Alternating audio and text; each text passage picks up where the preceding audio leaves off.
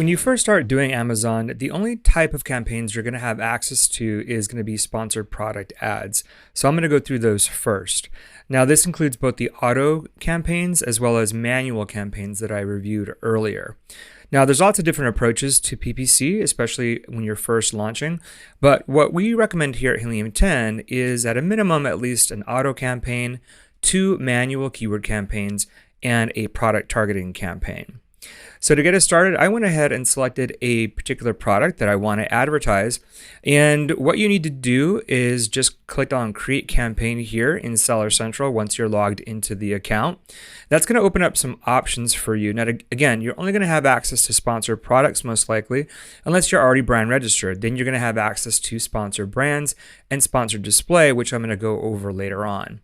So when we click through, we just want to follow some of the best practices that we talked about earlier in our other modules. And so instead of just taking the campaign name that Amazon gives us, we do want to be a little bit more specific so we can actually find it later on and potentially, do some optimizations or reference it. So the product that I'm going to be working on is called Chic. It's the actual brand name, but they're wrist straps. So I'm actually going to define a little bit more because there's lots of these types of products in this campaign. So WW is the wrist strap definition. And then again, I'm going to create an auto campaign first. So I'm just going to put auto. And I'm going to put launch since this is the first campaign I'm going to be doing for this particular one. So if you want to have different things in here, sometimes people put ASINs. So it's just all about really thinking about the best way to then to track your campaigns in the future. So daily budget, this is also another area of contention. Lots of people have different recommendations for your auto campaigns. Or your manual campaigns. Now, what I feel strongly, especially again, if you're just at launch, you want to have enough budget in order to be able to keep that campaign running for at least 2 to 3 weeks, maybe even a month if you can afford to do it. Now, most people will run out of budget depending on what type of product it is if you're only putting like $10 a day in it. And you don't want to do that because then you're running out potentially in the middle of the day or sometimes even in the early morning because these budgets will start at midnight every single night and they kind of start over. So what I always suggest if you can afford it is at least do $30. That's an Amazon best practice to at least start with $30. But the main way you really should be looking at it is what's your gross expected sales? Like what do you really expect to make in revenue in that first month?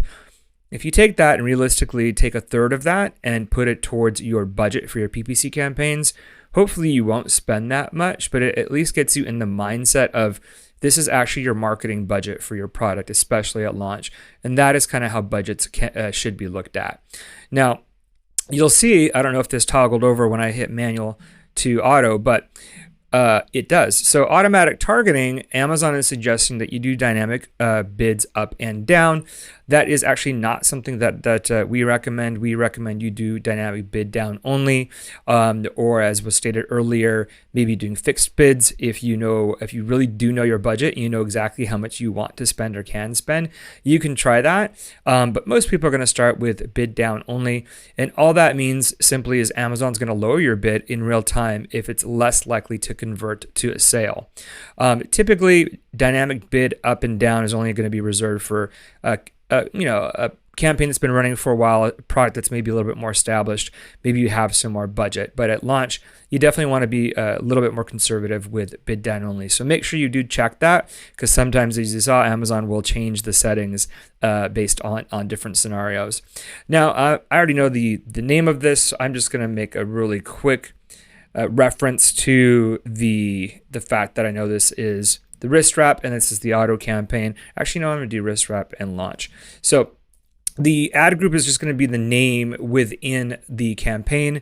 If you watch the campaign structures module earlier on, you know that the ad group is just something that sits within the campaign, we do suggest that you only put one product in the ad group, or maybe if you have one product with different colors, like you might want to try putting them all in one to see how they perform, and then making a decision later on which ones you pull out. But best practice is to just limit to one product. So this is the one that I selected. Again, it's a powerlifting straps. Now, Amazon's going to give you some default bid suggestions. They're going to give you a suggested bid here for $1.26. You can see the range here is $1.21 to $1.30. So if you want to be conservative, just leave it at the 75 cents. That's typically what their starting default bid is always set at. If you want to be a little bit more aggressive, you're going to get more data if you do increase it to the suggested bid. But as a general rule, I suggest starting low, and then seeing the results, and then maybe increasing the bids later on. So I'm just going to go ahead and leave it at that 75 cents. So let's see, I must have left it back on manual target. No, so automatic targeting. Now, if I wanted to do negative targeting, then I could do that here. Now, negative targeting is really only going to be used if you've already ran a campaign before and you know that there's words that haven't worked for you in the past. Typically, you want to have data in order to reference that. If this is a new campaign, you're not going to have that data, so there's really nothing to add here, which is why it says optional there. So I tend to leave that blank unless it is something that you have data on. So that's it. I'm going to go ahead and launch this campaign, and this is going to be seen up to an hour. Sometimes I've seen it go a little bit longer depending on the campaign type. So you're just going to get this message right here from Amazon letting you know that it went through. Sometimes if there's something wrong with the way you built it out, it's going to give you a different kind of message. So that is essentially the basics of how to create an auto campaign. So now we're going to go ahead and do the keyword campaigns, which are a little bit more involved because you're actually telling Amazon what keywords to use. So that's different with the auto campaign. Again, you're just letting Amazon choose which products to show which listings to show your ad on, which keywords to surface for your particular product. So it's a great way to get data, which is why we suggest it, especially for launch. But you also want to do some keyword research. If you have access to Cerebro and Magnet, which I used, you want to leverage those tools as well when you're doing keyword-based campaigns. So I'm going to go ahead and name this again the same product, wrist wraps, and now this is keyword. So I'm noting that this is a keyword-based campaign, and I'm going to put this at launch. So daily budgets, I'm actually surprised that we're not seeing budgets listed here by Amazon, because they usually give you a little bit of guidance here sometimes with their budgets. But again, I know as a general rule that $30 is probably going to keep me active during the day, all day. If you don't see that, then you can always change your budgets. One thing to note too, you can always hover over these different tooltips within Amazon, and it'll give you a little bit more detail about what you're seeing here. But I did want to make note here is that if you make a change to your budget, it doesn't matter what day of the week or day of the month it is, when you do make an update to a budget, it goes across the whole 30 days. So Amazon knows that it's going to take this daily budget, multiply it by 30. That's going to be the new budget that it's going to have to spend. So you kind of want to be careful with that when you're making adjustments to your budgets. Again, we're not doing auto targeting. We just did that. So we're going to be doing some manual targeting. Manual targeting is automatically set to bid down only, which is great. That's what we want. So this I'm going to do just wrist wrap keyword. You can put ASINs there if you want. A lot of people do that, but you'd have to then memorize your ASINs. So if you end up with a big portfolio or over time, that might be a little bit hard to do. That's why I generally don't use ASINs in that title or ad group name. So again, I'm selecting the same product that I already pre-selected. Now the targeting, because I selected manual, we've got two different options. keyword targeting and product targeting. So I'm going to go ahead and do the keyword targeting to show you guys that first. You can see immediately you get some different options here from Amazon. Now they do sometimes do an interesting job of giving you guys suggestions. So at the end of the day, if you really don't want to dive into other tools, you can take some of these suggestions. It's just you really risk losing visibility into search volume, which is important when you're setting up campaigns. So I always suggest doing some research and entering your own list as you see here. Now we're going to do, like I mentioned earlier, we do suggest that you do at least 2 keyword-based campaigns. One would be broad and one would be exact. Now the broad keywords, if you remember from the match types earlier, simply means you're going to get a lot more different search terms that are going to link up to some of these keywords. So you're going to get a lot more data. Exact is the other one that we mentioned that you do, especially after you've done some keyword research, like I just said that I did. So I'm going to go ahead and choose exact, and I'm going to enter a list. So I'll briefly show you how I did this in Magnet. I just looked for powerlifting wrist straps. I tend to try to look for more long tail keywords when doing keyword research, because you're going to get just a different set of keywords and potentially ones that aren't as high volume or high targeted. So I just put 4 different words: powerlifting wrist straps. Now I did 2 different search volumes. So the one I'm showing you right here is for a search volume of 1,000 to at least 5,000. So this is on the higher end. So this is something that the results that I did get from this, which I did have to whittle down even more by adding the word straps. You can see I got 19 different keywords here that were in that range of 1,000 to 5,000 search term volume. So again, those are really, really high search volumes. So they're going to spend significantly if the relevancy for this new ad is there. And the point for that is simply that you want to make sure that you isolate these kinds of keywords. If you got lower search volume keywords, like I did a search volume before this for below 1,000, anything below 1,000, and that is what I would use for like my broad match keyword campaign. I'm just going to build the exact match keyword campaign here. So I already went and saved 5 of those keywords that I just showed you guys on that page, and 5 really is kind of the max that I do suggest that you guys do for this type of campaign. Anything more than that at high search volume, it's just you're not going to get any impressions. So if you're more focused on your keywords and their search terms, you're just going to get a better result. You're going to see potentially a lot more performance from this. So that is the exact match keyword campaign. As soon as I hit launch, that will go through. Negative keyword targeting, the same thing. I don't really have any data yet, so I'm not going to add anything here.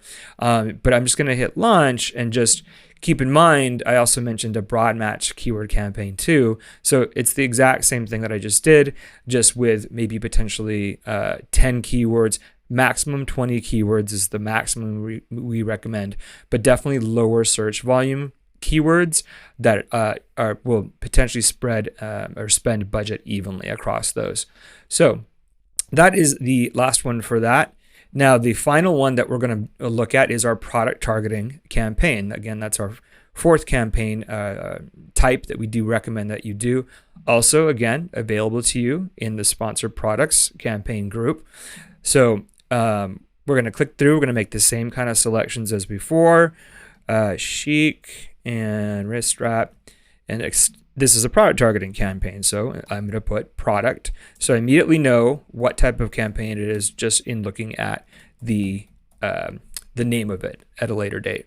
So again, daily budget, I'm just going to start at 30. If you can do more, absolutely do that, but you just want to make sure, and I'll show you when I'm optimizing campaigns, I will show you why you want to do that and how you can do that in Seller Central. So targeting, we keep manual, because again, this is something that you're adding to, you're not just letting the auto campaign run it. So we're doing dynamic bid down only. That's fine. That's that setting here. Wrist strap, and I'm going to do product. Okay, I'm going to put in the ASIN that I've already, it looks like, because I did, I did that other ASIN. So let's see if I can find this by power lifting. So if you do forget your ASINs, you do have the ability to find or search by other methods. Powerless, let's see, straps. Okay. There it is. Okay. So once you have made that selection, the targeting is where it's going to differentiate between keyword and product. We're doing product targeting now. And again, you can hover over these. It'll go to different pages, but just keep in mind that product targeting is those ones that appear actually on the product listing. Very, very powerful placements that I showed you and that Destiny also showed you from Better AMS. So definitely things that you want to do. The first thing that you will notice is that it gives you a category refinement. So or it'll give you a category. It doesn't always, but these are getting more and more common where it's going to give you an actual category. Now, these are great. You definitely do want to include them, but you always want to make sure if it's not exact to what your product is, then you do want to potentially look for it. Now, this is weightlifting belts. They probably don't have a weightlifting straps, wrist straps one. So this is actually pretty close. At the very least, it's a complementary product. So it is something that you potentially would want to look at, but you always want to click refine. You don't just want to click add because you really want to tell Amazon of this category, how many products I want my ad to be seen on. If you have a particular brand in mind that you would want your product to be seen on, you can select that. Price and star rating is a big one. I know this product is $24.95. So the minimum that I would want to show this particular product on is those that are more expensive, because that's going to give me potentially a competitive advantage. So I really only want to be seen on products that are a minimum of $26 and up, because that means they're more expensive than my product. This product also has 5 stars, so I definitely want to, again, be more competitive with that and only be seen on those with 4 stars. So that significantly dropped down. If you see it, if I left it at 5, you've got 814 to almost 1,400 products. I'm fine with being a little bit more conservative when looking at these categories at first launch. So now you also want to do a combination of the category and also some ASINs. So again, once you've done some ASIN research, you can use ASIN Grabber and the Helium 10 Chrome extension if you want to do a search and just pull ASINs from there. You can do that if you look at the refinements like I just did in that category targeting. Another thing that is great for this is black box when you're looking for product targeting. So what I did actually is in Magnet for this particular search for powerlifting straps, there were 3 top products. So I like to just put those top products into black box and just see, what comes up. Now I did do a little bit of the refinement where I put in $27 again, because this product is cheaper. It's only $25. So everything on this list is going to be at a higher price point, which means it is definitely, I'm at a competitive advantage with this product if I'm showing on these pages. So you can drill down even further if you want. You can use review count, review rating, but I just went ahead and selected these based on the price point. And I already saved that again on a separate little spreadsheet here. So I'm just going to grab the top 10 of these from that, and I'm going to add it in enter a list. Now, again, Amazon does a good job showing you competitors, showing you other products that you could choose as well. I tend to like to do my own research, specifically in our keyword research and our ASIN research tools, versus just using Amazon's. So 11 of these targets don't have a suggested bid. That's pretty common. I'm just going to go ahead and leave it at the default of 75 cents. And it's just asking me if I want to go ahead and leave it at that default. If I see that there's quite a few that are above this, which I kind of do now that it enters, which is interesting with Amazon, sometimes it'll say there's no default bid, but then it does give you a suggested bid. I'm going to go ahead and apply all because I can see these aren't really that much more expensive than the 75 cents anyways. So I'd rather have the data sooner than later. And that's it. I'm going to launch this particular campaign. And I got a success message, so we're ready to go. And in the next module, if you are brand registered, I'm going to be covering those sponsored brands and sponsored display campaigns.